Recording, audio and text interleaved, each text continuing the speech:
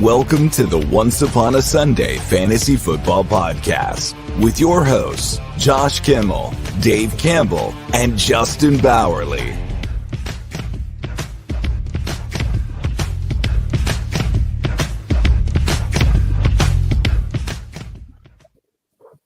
Welcome to Once Upon a Sunday Fantasy Football Podcast. I'm your host, Josh, and today we are giving you the waiver breakdown for the upcoming week, which is week 12.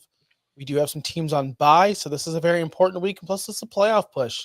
This is what we play fantasy for, to get into the playoffs. You have about 3 weeks, maybe 4 weeks, maybe less than that to get into your playoffs. So these are players you're going to want to add if you want to make that playoff push.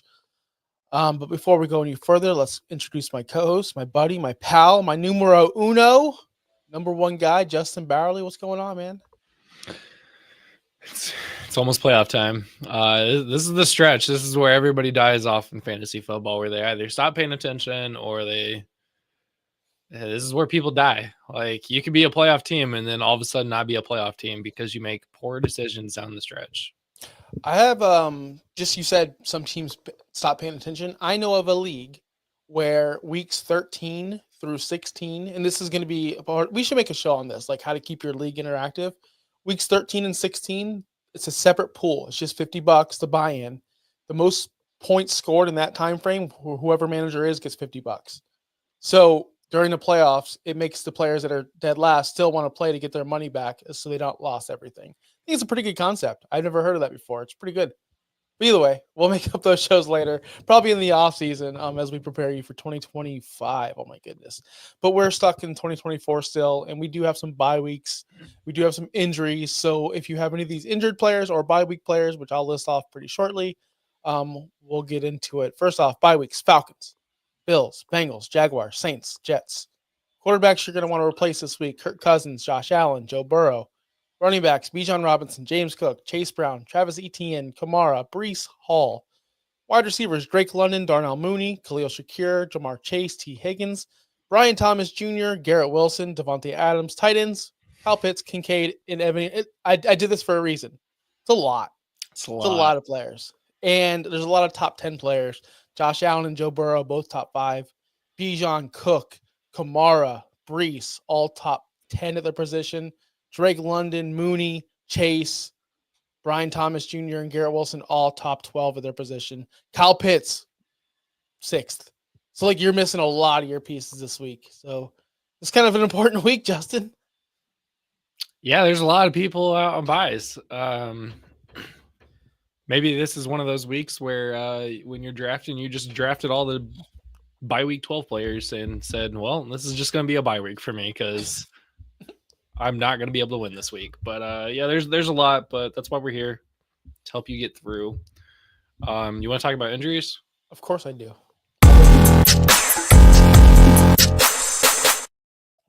All right, so a couple here. Jake Ferguson got injured last night. He has a concussion, so that's something to watch throughout the week. He's been fine. He's been not great the last couple of this season, basically. Brock Purdy has a shoulder injury. He is considered day-to-day. I think he'll be fine. George Kittle has the hamstring. He's expected to be back at practice this week. Darnell Mooney has a hamstring injury, but it's not considered to be serious. He is on a bye this week, so that's helpful. Mike Evans was seen practicing this week after that hamstring injury, so that is good. Jonathan Brooks is returning from his ACL injury and will officially make his debut against the Kansas City Chiefs this week. I don't know why. We don't know why, but that's something. And then Gabe Davis has a torn meniscus. He is out for the season. That was Doug Peterson's last words as a Jaguars head coach. I didn't know Gabe Davis still played football. Yeah, he's been pretty bad. Jonathan Brooks, man. I am in the dynasty world, as you know, Justin. Maybe you don't know this. I'm out. I'm so out. I'm out on Jonathan Brooks. I'm impatient. It took too long for this to happen. We've been saying that the comeback is going to happen, and I'm over it. Now they re-signed Chuba Hubbard, or not re-signed, extended him. So therefore, if I roster Jonathan Brooks in Dynasty, I'm out. I've already moved on in a couple leagues. Your league in particular, I'm pretty happy about that move. But we're not here to talk about my moves. We're just it's definitely interesting with the Hubbard extension. They go out, get Jonathan Brooks in the draft. He's supposed to be the best running back in the draft. And then you extend your stopgap running back that got you from CMC to Jonathan Brooks. Yep. So I'm out. I'm over it. On dynasty wise, I'm over it. I'm over him. I'm over it. I want it to be out of my life. So that's all. That's all I had to add, honestly. Other than that, do you want to get to the waivers? Yeah. All right. So we only have one must add this week. It's a very, very, although we just named a ton of players that are on bye and you might need help on and injuries, but this is a very, very bad week for waivers, I believe.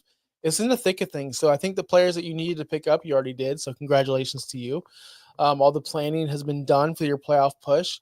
A lot of backup running backs or handcuff running backs are not on this list this week because I assume that you guys already rostered them. I'm talking about Algier. I'm talking about Jonathan Brooks, possibly, right? He might be the backup over there. Tajay Spears, a bunch of backup running backs not on this list this week. So let's go to Jameis Winston, the quarterback you want to have. But unfortunately, he has a bad matchup this week, a bad couple weeks, actually. Pittsburgh, Denver, Pittsburgh. That's awful. That's not great. Yeah. That's not great at all. Two road games on top of that. So Yep. It is tough. So 11% rostered. He was QB6 last week. He balled out. He's been QB11 over the last 3 weeks. So he has been a starting quarterback. But yeah, that Pittsburgh, Denver, Pittsburgh week, next 3 to get you into the playoffs is going to be tough.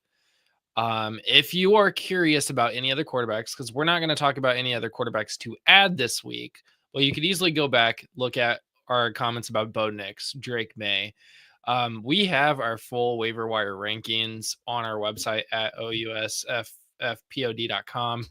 And you can go to the rankings and then click on waiver wire rankings. That'll show you all of the people that we consider to be rosterable people. Jameis Winston's the only one we're actually going to dive deep into today. But guys include, like I said, Bo Nix, Drake May, even Anthony Richardson might be on there.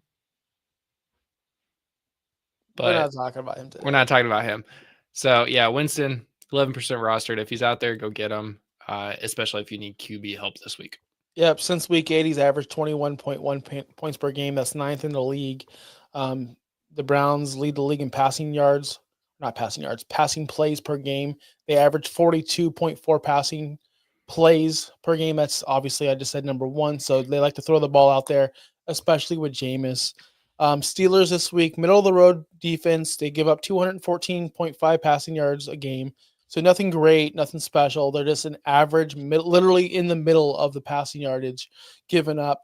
But Jameis, I give Jameis his edge because, like we've said it since he's been starter, he's the only person in the NFL that can throw a pick 6 and then a 80-yard bomb touchdown back-to-back plays.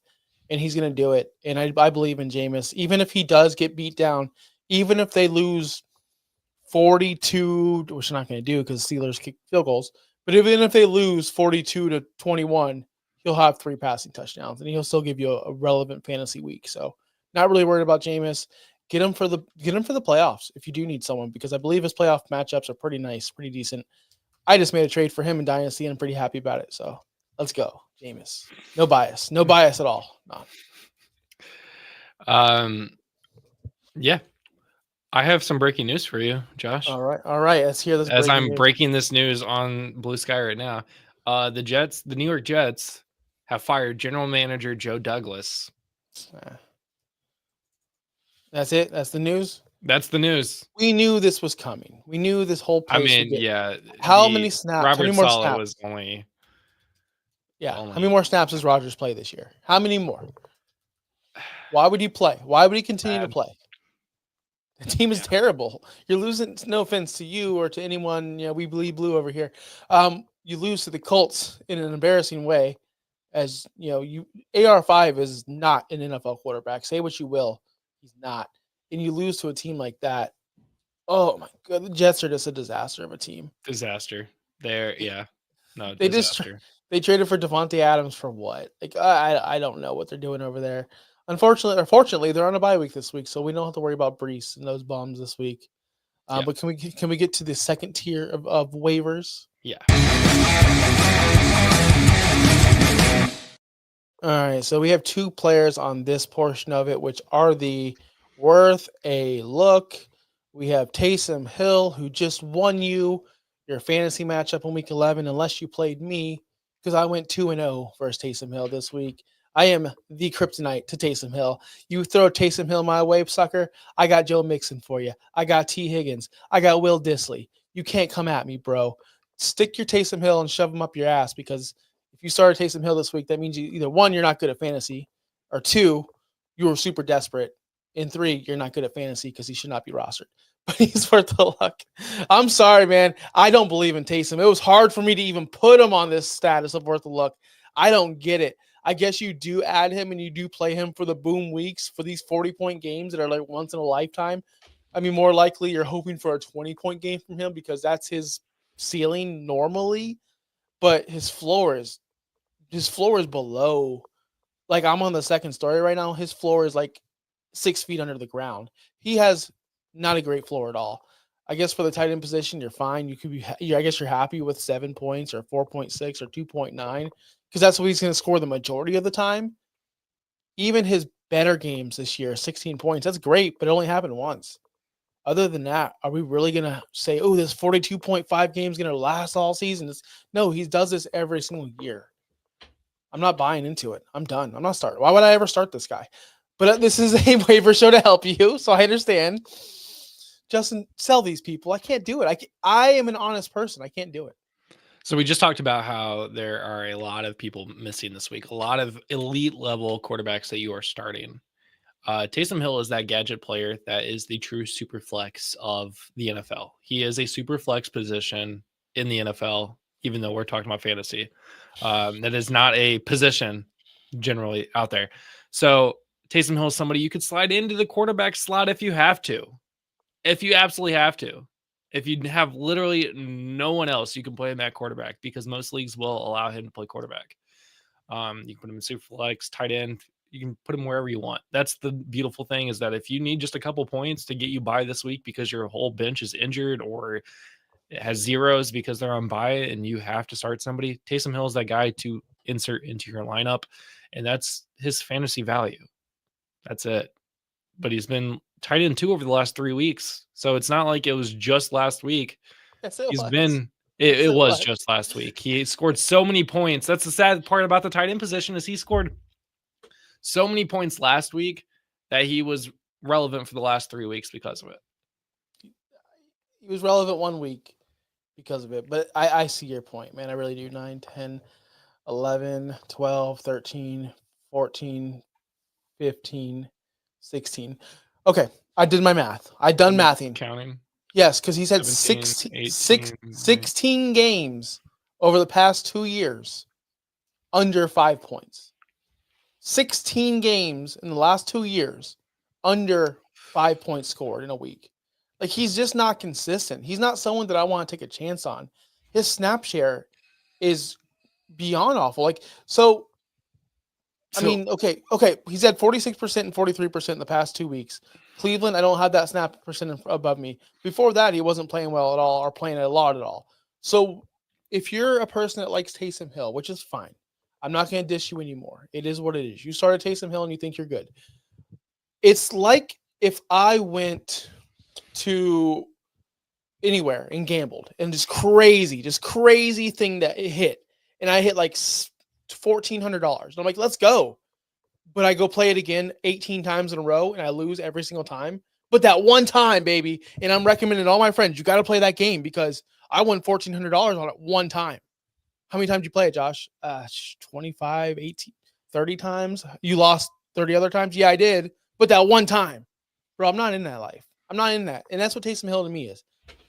It's a one-time thing. It's not going to happen again, guys. Yeah, no, I don't disagree with you here. The other thing I just remembered, Taysom Hill is also on bye week this week, so you can't even start him this week. So if you do go pick him up, you're really banking on that week against the Giants in week 14, which is a favorable matchup for all intents purposes. It's the Giants. People that are on bye in week 14 to put Taysom Hill into your lineup because of We're looking at the Denver Broncos, Indianapolis Colts, New England Patriots, Washington Commanders, Baltimore Ravens, and the Houston Texans. So that's CJ Stroud, Lamar Jackson, Jaden Daniels, Drake May, Anthony Richardson, and Bo Nix, all at least 5 starters there. We're also looking at Schultz, Mark Andrews, Zach Ertz, Hunter Henry, nobody from the Colts, and then insert your tight end from the Broncos. So you're missing quite a bit of players that you can start. Taysom Hill. He's not going to get you anything in week 12 because he's on bye, not even in 13, but in week 14, he could be valuable. So it might be worth picking him up now for the future. Hey, you know what else could be valuable? Invest in gold. Use promo code Trump. Anyways, next person up on the list is Jonnu Smith, rostered in 23% of the leagues. This is the tight end that you actually want because he might have a tough matchup here, but he has been tight end 3 consistently, not over just last week, but over the last 3 weeks, 28.1 last week. That is more in tune. He also already had a bye week, so you don't have to worry about him going on bye week over the next 3 weeks. And he is pretty consistent. His floor is a 6-point game over the last 6 games at the tight end position. 6 points is not bad this year. So no, and you know what? Tight end 8 on the season. Yeah, he's not going to score you 42 points in a game, but the thing is, he's also not going to score you less than 5. He hasn't scored less than 5 since week 4, which he had 1 target, 0 catches. The week before that, he had 3 targets, 2 catches. But other than that, it's been pretty decent. He's getting more involved in the offense. Tua's back, and you got to remember, guys, he played without Tua from weeks 3, till about week 8 or 7, whenever Tua came back. So that whole offense struggled. It wasn't just Jonnu. It was Tyreek. It was Waddle. It was Achane. It was everybody. So now that Tua's been back, he's been very, very decent at getting a lot of targets. He's got 18 targets in the last 3 weeks. That's what you want to see from your tight end. No, he's not Brock Bowers. No, he's not, Travis Kelce, but he's a good cheap option if you are missing Kyle Pitts or Evan Ingram or anyone else this week. Dalton Kincaid, that bum, right? Guy's a bum. Sam Laporta. Bum. Are people still rostering really these just guys? those 2. It's just those 2 now. Like the real funny thing to me about like Dalton Kincaid and Sam Laporta is like when you watch the games, you're like, oh, watch out for this guy. This guy's gonna be a superstar in the league. And we're like, who thinks Kincaid's not like already supposed to be a superstar right now? He's supposed to be one of the best tight ends in the league, and you're acting like he's like a bottom 20 tight end. Like where? Well, hold on. See this now. We're gonna go long. I already knew it. Oh god. See we need to distance ourselves from the people like us, honestly, and people on Twitter or Blue Sky or social media who have a platform who say Dalton Kincaid is this, Dalton Kincaid is that, or whatever X player, right? In the NFL's eyes and Chris Collinsworth's eyes, who doesn't look through this fantasy aspect, he looks at it as Dalton Kincaid hasn't done anything. So he is a bottom 20 tight end to him because he hasn't done anything. We only view him as that because we play fantasy. We see their stats every week. Yeah. We see their fantasy and we see the expectations. Where someone like a Chris Collinsworth or someone like an analysis who doesn't really lean into fantasy numbers doesn't see it that way. So I see your point, and I see both sides of it. Where you talk to any kind of fantasy expert and they'll tell you Bucky Irvin's the next whatever. But you go to Chris Collinsworth, oh yeah, that's a guy who's playing behind Rachaad White. He's got some moves, but because in his eyes he hasn't made it yet. That's all. So I get their side too. That's fair. You're supposed to do the quick. All right, these are the guys who are worth a stash, and we're going to go fast with these guys because I am telling you now, I will not put any dollars on any one of these players. But if you're in a pinch, which 2 weeks ago I started this guy, Nick. Oh, we're going to go to Cam Akers. All right, Cam Akers I did not start, but he is someone that you can add. His next 3 weeks, he's playing Chicago, Arizona, Atlanta. Aaron Jones hasn't looked so good. I don't know what you're going to do with Cam Akers at this point, but Justin, fill us in. Yeah, I just realized that I put up Cam Akers because I didn't have the other guy on here. Yeah, he's a fill-in guy. He did well last week. I even was like are we actually going to talk about Cam Akers this week? But 11.6 points last week. He got a touchdown. He got a touchdown.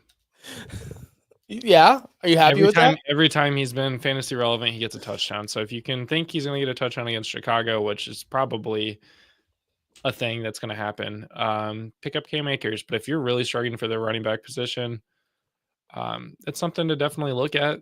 I mean, Yeah, I know. Listen, he's a body. We're going into later stages. We are just named off all these guys who are on bye.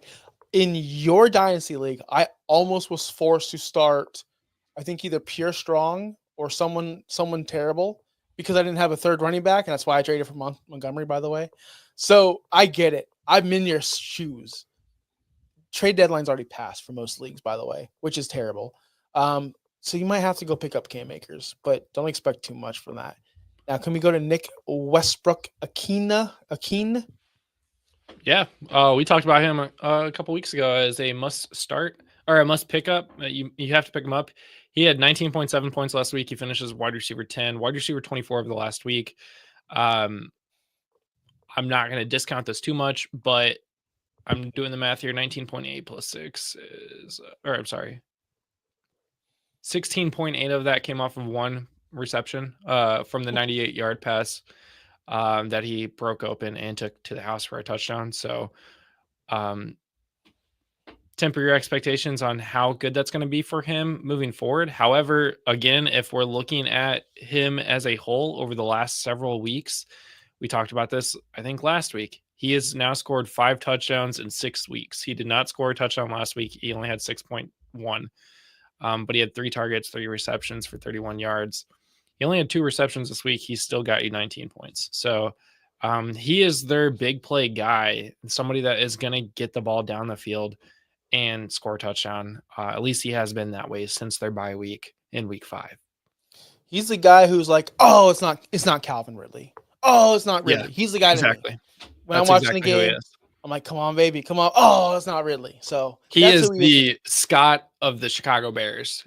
He's doing absolutely nothing for you in fantasy football because you hoped it was Keenan Allen, DJ Moore, Adunze, DeAndre Swift, anybody else, Cole Kmet. Like literally their entire offense is starting caliber fantasy players, but then they throw it to Tyler Scott instead. Yep, it happens. It happens a lot. Next guy on our list is going to kind of get the same mold. Marquez Valdez-Scantling. Is this just Rashid Shaheed 2.0 because he's out? Shaheed is way better than this guy. That being said, and this is from the past performances. He drops a lot of balls. He couldn't do well with Mahomes or other quarterbacks or other systems. So why would he do it now? 1 touchdown last week on 2 catches, 87 yards, 16.7 points. But last week, same thing, 2 touchdowns, 109, 25.9. I told y'all Rashid Shaheed is a bust, is a failure, is a nobody, but he became a somebody. Maybe MVS is a somebody. Not someone I'm going to put my money into, but if you're desperate and you need a big play and you think, but he's on a buy. He's on a buy. So why would you grab him right now? But he could be free dollars, literally free. He plays the Rams and then the Giants coming after his buy. Again, you want to get ahead of things. You want to get ahead of things before. Listen, playoffs are coming. Get ahead of things. Look at the schedule down the road. Look at what you can be adding for free this week. I play in a guillotine league, and if you don't know what that is, DM me, I'll tell you. Every single time someone goes on bye because the waivers hit, and we got big names on the waivers, that's how guillotine works. Those players on bye go for way cheaper than anyone else because they're on bye. Because people forget about them. 2, because they're not useful for this week. So load your roster up if you can afford it right now. Look at these guys on bye. You may need an MVS next week because next week your bye week team, your wide receiver 3 might be on bye. Load up.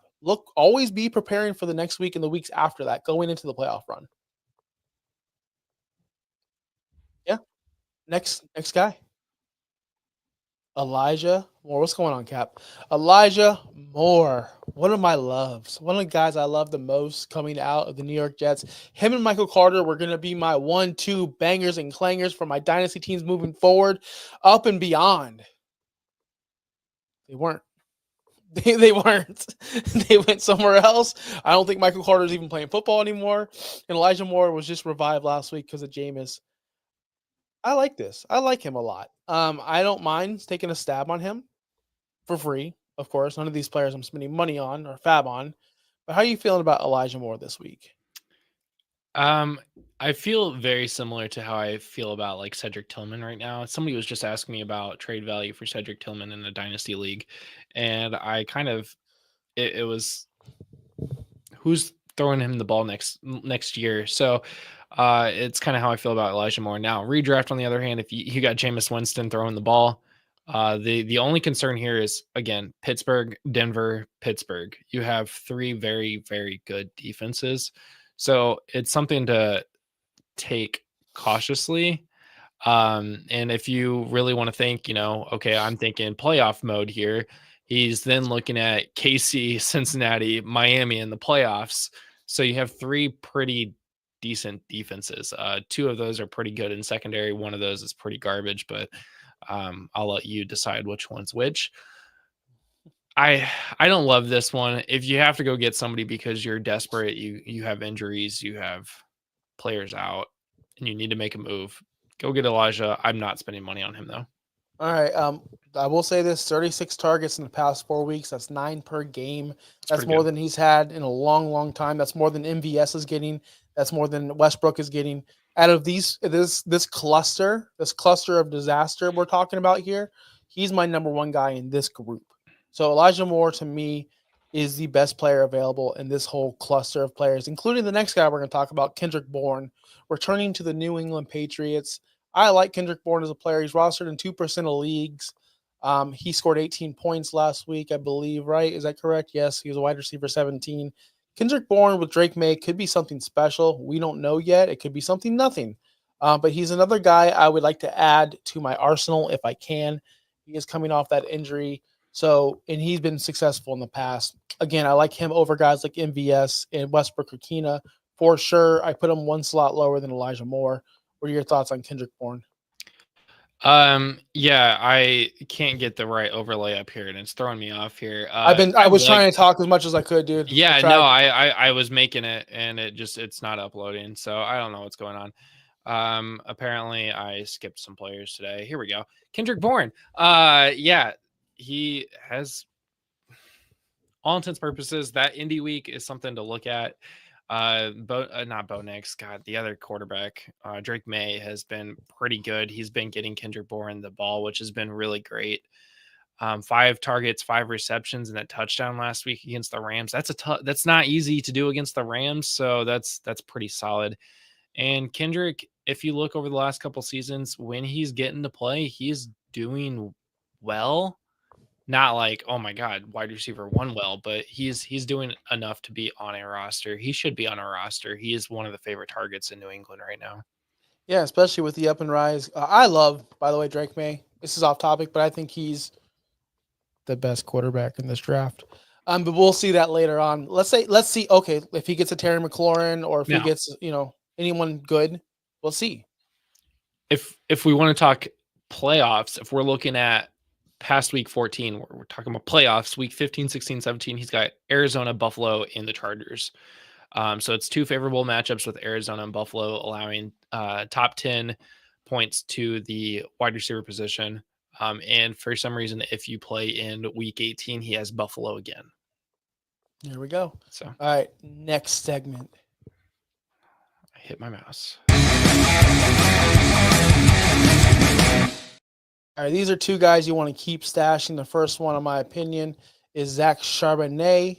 He is the backup to Kenneth Walker. I like to keep it. Look, when things are going rough, which they are for Charbonnet right now, because Walker is so good, it's kind of hard to keep a guy on your team that's only had about less than 10 carries in the past 3 weeks. It's difficult. Coming off 3 carries, 2 carries, 4 carries. There's nothing much to do with Zach Charbonnet, but if you still have room for your team or on your team, keep stashing them. If you roster Kenneth Walker, if you don't, and you need to make a move to add someone, maybe like an Elijah Moore or someone like that, Jonnu Smith, you can easily drop him. That's fine, but I would keep stashing him moving forward just in case an injury does happen. Seattle does have. Agree. Yeah, Seattle's got Arizona and the Jets in Arizona. The Arizona's looking tough, but the Jets are in shambles. In case of emergency, keep Zach Charbonnet. Yeah, if you look at just compare the two players, Kenneth Walker and Zach Charbonnet, look at the weeks that either Kenneth Walker did not play or scored under 10 points.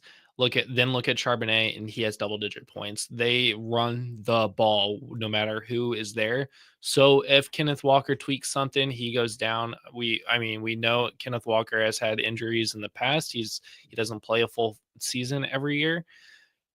Down the stretch, this could be favorable for you. If you have Kenneth Walker, you should have Zach Charbonnet. He is one of the top handcuff running backs that you should continue rostering. For sure. And the next guy on our list is easy. Jordan Mason. CMC is back, and of course, he's one of the best running backs that ever lived. But Jordan Mason did a great job. He's still 12th in the league in rushing yards, has 703, 3 touchdowns. He's a guy that you want to keep on. Don't go, oh, well, CMC's back. Time to dump the trash. No. That'd be a mistake. We don't know what's going to happen with CMC. What if they continue to lose? What if the 49ers continue to lose and they need to start tanking or whatever? They don't want to put CMC out there. Why would they do that? You don't know. Keep this guy on your roster. Just because CMC is back does not mean you drop Jordan Mason. Yeah, and favorable matchups against Buffalo and Chicago. Again, he's not the starting running back, but they'll probably use him to save CMC for the playoffs. If they make the playoffs at this point, who knows? And then Miami in Week 16 is another favorable matchup, so that's good looking. Yep. Thoughts? Cat for Life has a question in the chat, or I guess it's a question. Thoughts on my Dobbins, Dell, and Darnold for Pollard and Lamb? So he traded Dobbins, Dell, and Darnold for Pollard and Lamb. I guess I like Lamb. I don't know. Is this redraft? Is this dynasty? Cap, I don't know. But if it's redraft, I guess I like the Dobbins side. But if it's dynasty, I like the Lamb side. Yeah, I'm concerned about Lamb still right now because of Dak Prescott. So Lamb's good. Lamb's elite. Lamb will find a way. Look, I heard someone today say DeVito starting, Neighbors getting 20 targets.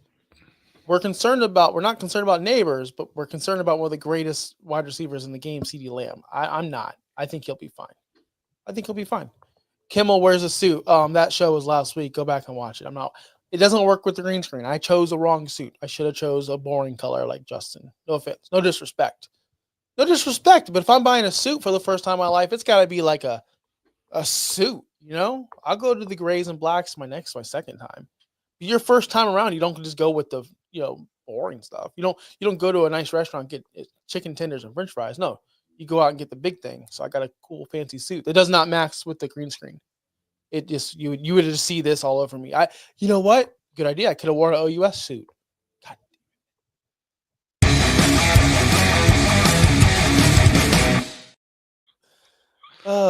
CeeDee Lamb, by the way, last week, 12 targets, 8 catches, 93 yards. If he gets in the end zone, you're a lot happier with CeeDee Lamb. Yeah. All right, these are guys that check back next week. Kind of like the same situation, but Keenan Allen, man, I don't know what's going on with him. 72% rostered. Plays Minnesota, Detroit, San Francisco. Minnesota does give up the booty a lot. Detroit, they give up a lot of yardage as well. I don't hate Keenan Allen this week. That's why we want to check him back next week. Something's got to give there. Chicago's too talented, too good. They're just the most unlucky franchise of all time. That's what them and the Jets, the two unluckiest franchises of all time. Blocked field goal. Yeah, God.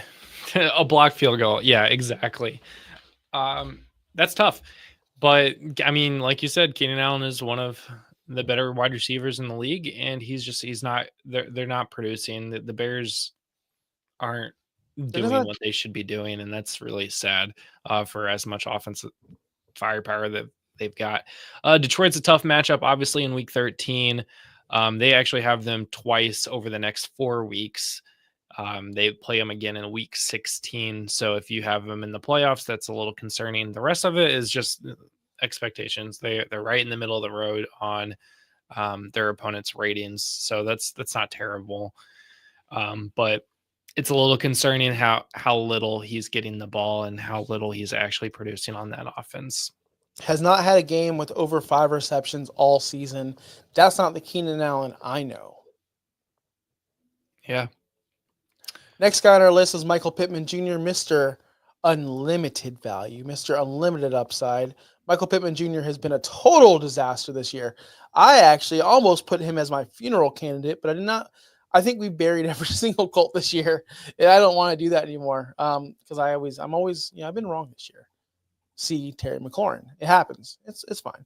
But Michael Pittman just doesn't seem like he's gelling with this offense at all. You're the resident Colts fan. You watch all these games. You can tell me if I'm wrong, but he hasn't had a game over 80 yards except for week 4. That's not good for an NFL wide receiver.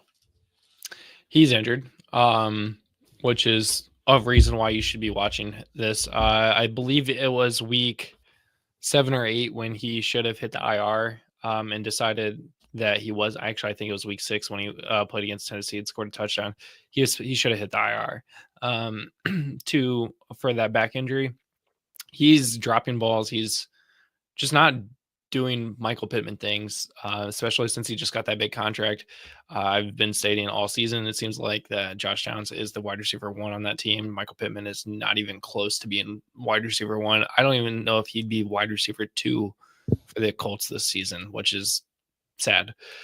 And in fact, Alec Pierce is wide receiver 34 on the season. Pittman is 51.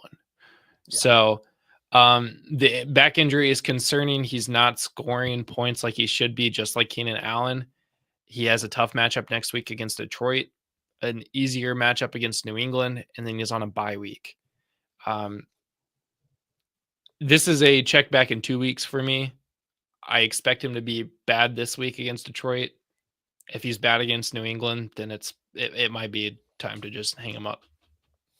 No, for the season. I agree. Another guy, Travis Etienne, I'm really worried about. He has been a total, complete failure, bust. Like, he might be the guy we should bury, but we did not because I just can't do it. Anytime you're a starting NFL running back that gets 68% of the snap share, it's a guy it's hard to cut. It really is. But, man, he's been irrelevant. 12 carries last week, 33 total yards. That includes his 3 receptions. I don't understand what happened to Travis Etienne this year. I don't blame you if you drop him. I really don't. I understand it. Again, never had a game over 100 yards total all season long. Hasn't scored a touchdown since week 2. Hasn't had a top 24 finish since week 5. He's been totally irrelevant. He's been useless, and it's sad to see. He's a drop candidate for me. He's not getting buried this week, but he has been on this list for a very long time this season, like a very long time. And I'm the reason why he's not getting buried. I'm the reason, guys. He's not good enough to even be in your starting lineup, let alone on your bench. I've been completely disappointed in Etienne. He is, in my opinion, a bigger bust than Michael Pittman is this year. And that's not the homer in me saying that I like the Colts and the Colts players and not the Jaguars players. You drafted him to be an RB1, and he's not even a flex position. So it's very concerning to me.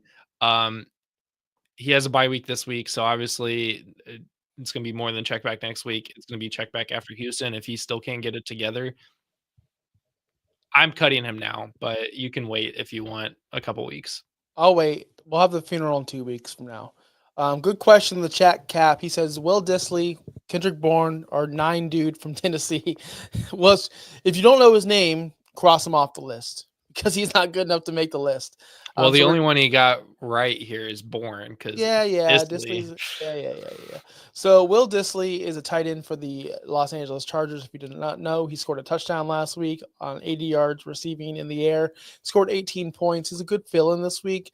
Matter of fact, I started him against the team that started Taysom Hill, and I feel vindicated, baby, because you're bad at football or fantasy football, Ryan. But I do think that Will Dissly is a good ad option for the tight end position. He's got 6 targets in each of the last 2 weeks. He is getting more involved in that offense, but it's hard to say because their offense is limited and their upside's limited because they don't throw the ball a ton. So I would go for Kendrick Bourne. We've talked about two of these guys, both Kendrick Bourne and Nick West. Nine dude. Kine. His name is Nine Kine. Dude. We've talked about both of them today. I would probably lean towards Nick Westbrook because he is getting out of these three players, he gets the most involvement in the red zone, getting touchdowns and the deep ball. He is one of Will Levis's favorite targets outside of Calvin Ridley, and he's actually outproduced Calvin Ridley 2 of the last 3 weeks. So, all right, it's time to have a funeral. We're having a good funeral today too. A good one.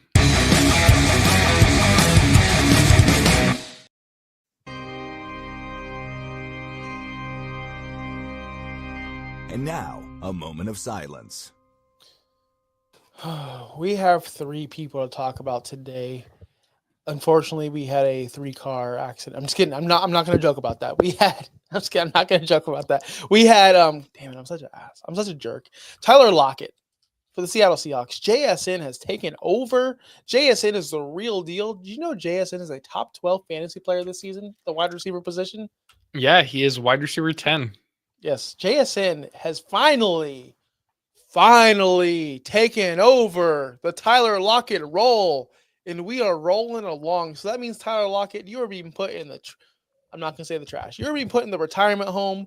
You can go make commercials now. You can go do your Subway endorsements, whatever you got to do. But just don't be rostered on my fantasy teams or anyone else's around here. Still rostered in 66% of leagues. He is averaging just banana trash numbers. He's the wide receiver 70 or 49 over the past 3 weeks. Not startable. Why is he still being rostered? Tyler Lockett, you're buried. Get on out of here. We got JSN, baby. Let's go. Like, I've been waiting for this moment for so long. I even said in the offseason, if you put JSN, Marvin Harrison, and Malik Neighbors in this year's draft, I'm still taking JSN over all those guys, and we're finally seeing it play out. I'm so happy. You see this? I'm happy. I don't smile much. Josh's victory lap here. The only thing good for Tyler Lockett is that he has 2 matchups against Arizona, which are favorable matchups for the wide receiver position. But like you said, JSN, DK Metcalf, in the fact that they run the ball a lot, it gets rid of that discount. Tyler Lockett might just be done. It's time. Hey, it's been a good career, man. Get your watch. Get on out of here. Go do some commercials. Yeah, the next funeral. Next funeral. Oh, are we gonna play the music every time? Yeah. And now, a moment of silence. I don't agree with this one, by the way, but we can bury him earlier. You're the one that put him there. I didn't know where to put him. I didn't know where to put him. Wait, I left a blank slate for you, and you must drop. Okay. He's not dead. He's not, because he does have a bye this week. So therefore you can drop him because you're not going to use him in single quarterback leagues. Drop him. That's fine. The very next week he plays the Chargers. Keep him dropped. Keep him done. You don't need him. We're looking at that Minnesota game. We're looking at that revenge game. We're looking at that terrible Minnesota defense secondary. That's where you need to go pick him up. He is going to, mark my words, he will be on the waiver list, top priority, number 1 pickup of the week if he's dropped in a bunch of leagues this week, if he meets the criteria, because I believe in 3 weeks from now, he will be a quarterback top 5 player against Minnesota. But you can drop him now. I'm not going to do the whole funeral speech, but he's been bad over the past 3 weeks. He really has. So I'm not going to say like, oh, he's been awesome. He's been lighting the world on fire. Technically, he has not. He hasn't thrown a touchdown pass since week 7. Do you know that? Do you know that? He threw one in week 9. Oh, I joke. Week 9. I'm sorry. I wrote my notes wrong. Week 9. That's still 2 weeks. That's still 2 weeks for a quarterback in this day and age. I'm sorry I messed it up. My notes were wrong. Sorry. It is week 9 against Dallas where he threw 3, threw 4 against Tampa Bay, but 0 against New Orleans, 0 against Denver. So be that as it may. Yeah. If you're also looking at the playoffs, he's got the Giants and Washington in your semifinal and final, which are 2 very favorable matchups. So he's not if buried. you somehow play in week 18 and because you're in one of those leagues, he's got Carolina. So he's got a very, very good last 3 weeks. We're just taking a break. Taking Kurt. a break. It's not you, it's me. And it's you. Last one. This one is a burial, I think. Oh, yeah. This one's been buried. This dude.